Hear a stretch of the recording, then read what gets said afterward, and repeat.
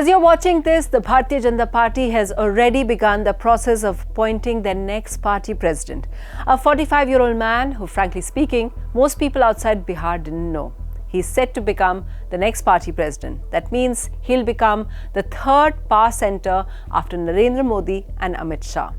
Nitin Nabin is a 5-time MLA from Bihar who ventured into politics when his sitting MLA father died. So why did the BJP choose him? And what's the message the party is sending out by elevating him?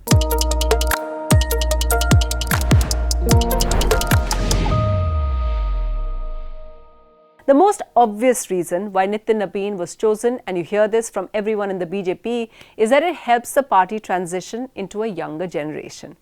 Politics is generally full of boomers, and the young here are generally Gen Xers. In the midst of this, you have someone who was born in 1980, which is when the Millennial generation starts. So by choosing Nitin Nabin, the party's big message is that while Modi is 75 plus, they're getting younger generation leadership ready. Those critical of the party will rightly point out that Nabin isn't a heavyweight who commands a major following. His predecessor, JP Nadda, for instance, is someone who had a background in ABVP politics, also a major face for Himachal Pradesh, and then by sheer experience was able to build relationships from South India to other regions. He became party president at the age of 59. All that party insiders could tell me about Nabin is that he is from BITS Mesra, where the other prominent graduate is Hemant Soren. Being a tech graduate, they say, indicates that Nitin Nabin is the right person to lead the party through the age of AI. While the opposition is dismissive of that, a congressman admitted to me that BJP was making 40-year-olds party president while young people were rudderless in their party. The generational shift aside, the real message is ostensibly for his home state of Bihar. The NDA won there, but the BJP really has no face in the state. Yes, they have 2 deputy CMs, but the party admits that they need someone who will take them out of Nitish Kumar's shadow. Now, at the moment, they have no one. However, by choosing Nitin Nabin, the BJP is gifting him gravitas. After all, as one insider explained to me, when you see Modi or Shah bowing to him, which they will because of his position, then it will automatically give him that halo of greatness. That is something that will be invaluable in the post-Nitish Kumar phase.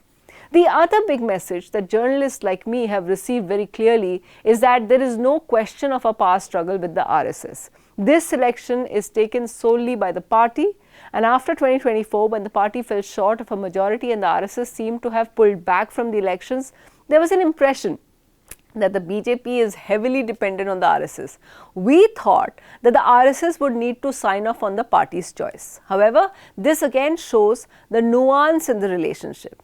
In Bihar's win, the RSS had no role, and similarly, Nitin Nabin is Prime Minister Narendra Modi's choice. When I asked the RSS, one of their workers told me that the RSS only intervenes in pivotal moments when it feels the need, and this wasn't one of them. So, Naveen, who apparently backed Modi for PM way back in 2009, shows that there is no power tussle between Modi and RSS.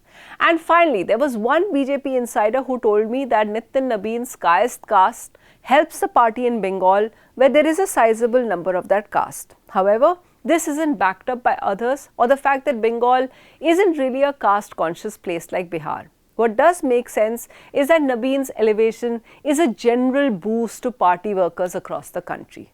By choosing him, the BJP is telling every ordinary party worker that they have a chance. They don't need to be a natural leader or charismatic or have a big following. All they need to be is to be a loyalist. That's the mold that's worked for Bhajanlal in Rajasthan, Bhupendra Patel in Gujarat, Mohan Yadav in Madhya Pradesh, and now for Nitin Nabin, the new president of the party.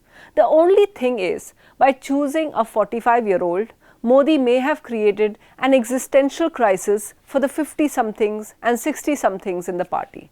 Nitin Nabin may well choose the next generation of leaders as part of his party organization. Then, where will all the established leaders go?